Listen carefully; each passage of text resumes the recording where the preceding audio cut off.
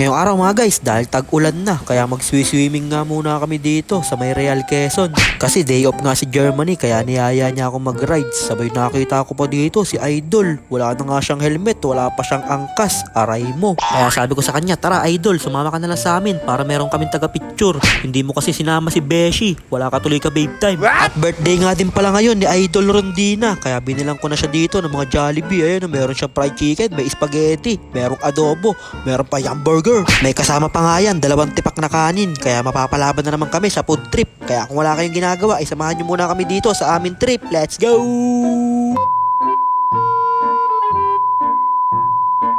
So ayun po gabi pa nga lang niluto ko na kagad itong adobo para pag alis namin na madaling araw, naka-ready na siya kagad at eto na, umalis na nga din kami. Pero syempre nagpagas muna kami dito ng full tank 20. Tatlo nga lang din pala kaming umalis dyan, ako lang, saka si Germany, saka si Baby Bus Rondina. Kaya bumili muna kami dito ng food trip sa may Jollibee Tanay para mamaya masarap yung food trip namin, Jollibee.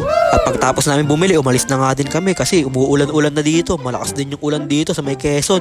Nakalimutan namin dalhin yung kapote namin. Kaya papunta pa lang, basang-basa na kami. At maya-maya lang ay nandito na nga din kami. Papasok lang kami dyan, dire-diretso lang kami dyan. Maghahanap lang kami ng spot. Hindi nga din pala kami bumiyahe ngayon sa Food Panda. Pahinga muna. Kailangan muna mag-relax-relax. Pagkatapos makapag-relax, back na ulit.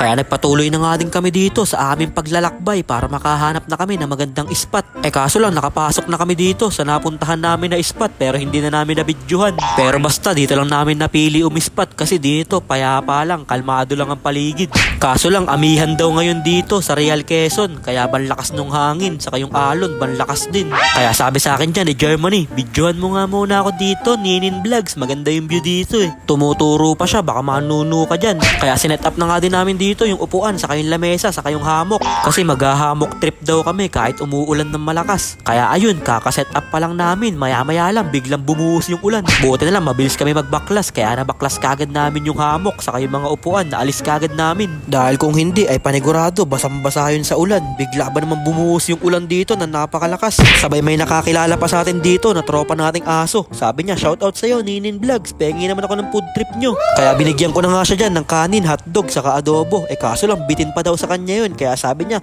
Ninin Vlogs, pwede ba ako makaribanse? Kaya sabi ko naman sa kanya, oo naman doggy, ikaw pa ba? Malakas ka sa akin Para bago nga kami umalis dito sa spot nila sa Quezon ay panigurado busog na to si doggy. Kanina lumalabas na yung ribs niyan, wala na siyang tiyan, pero ngayon nabusog na siya ulit. Panigurado masarap na ang tulog nito mamayang gabi kasi malakas yung hangin dito tapos busog na busog pa siya. Kaya binigyan ko na nga din siya ng tubig kasi mamaya nabusog nga namin siya, nahirina naman siya. Ayun pa yung naging cause of death niya. Kaya pagkatapos nung napaka-solid na paglalakbay namin dito sa may Real Quezon ay umuwi na nga din kami kasi aabutan na kami ng gabi.